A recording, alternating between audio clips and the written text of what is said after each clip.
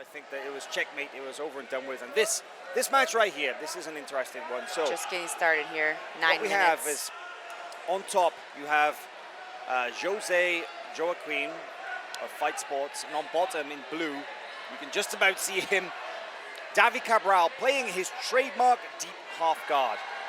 Cabral, a new black belt representing GF team. We saw him come up through the color belt ranks.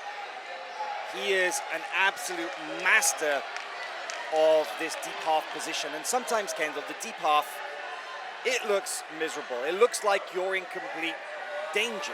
It does. And there's 1 inch of a change, right?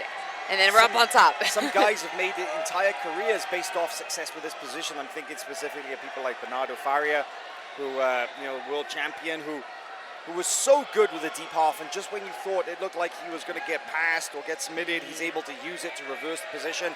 And we might see, but there is a little bit of a triangle action as well.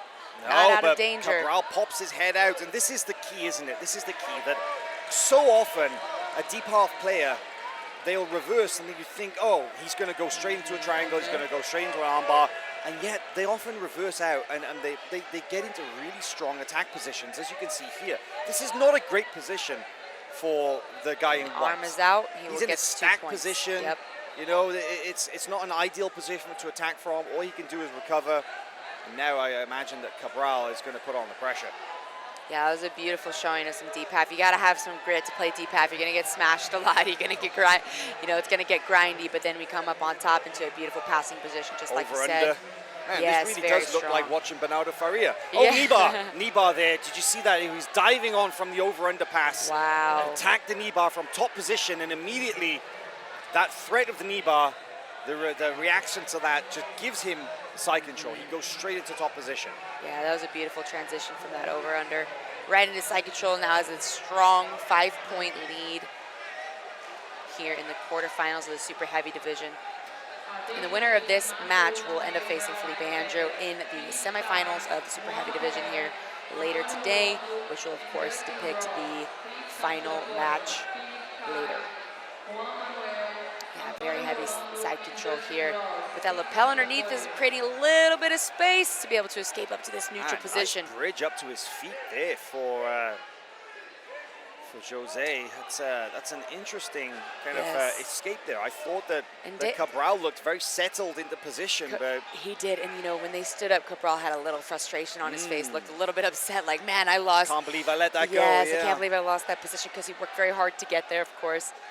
But that was a beautiful escape on bottom. He had that lapel grip wrapped around Cabral's body and kind of used that to help with a little bit of the leverage, and came out to that standing position neutral. So now back on the feet here. I'm actually looking over to the side of us, Kendall, and Felipe Andrew is you can watching see him closely. in the top left of the screen, yes, right there. watching closely. Watching very closely, because he will face the winner of this match. And I'm not so sure how much he knows about each of these athletes, because Cabral, as we mentioned, he's a relatively fresh black belt. Yes. And he's only recently been active in the black belt division, so let's see. In about 6 minutes left. I've watched him, as I said, I watched him come up through the color belt ranks, so I know exactly what to expect. I'm like, absolutely deep half every single time, but Felipe Andrew's probably thinking, how am I going to deal with this? Right.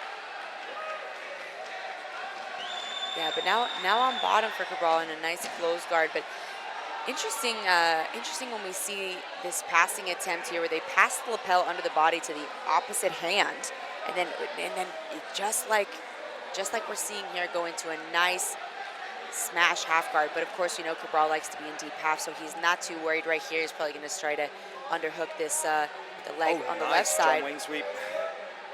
Little tilt action. Nice collar grip on top, just keeping a strong frame.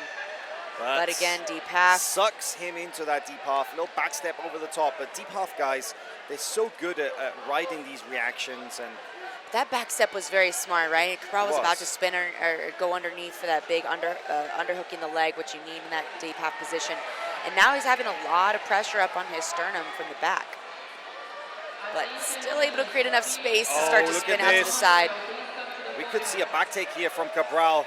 Oh, beautiful. A nice reversal coming out onto the top and again into this same over-under pass. Look out, possible knee bar attack again. He used it once to pass. Will he use it again? Big forward pressure.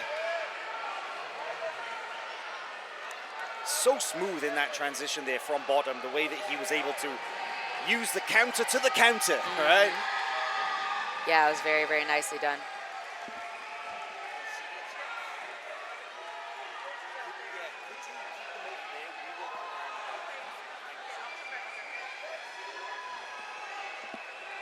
Yeah, again, beautiful over, under, same position as before, but taking his time, kind of setting up his grips. Looks like he has a nice knee bar there from the top half guard position. Don't see that too often, just sprawled right into the top of the kneecap. Beautiful finish there from Davi Cabral.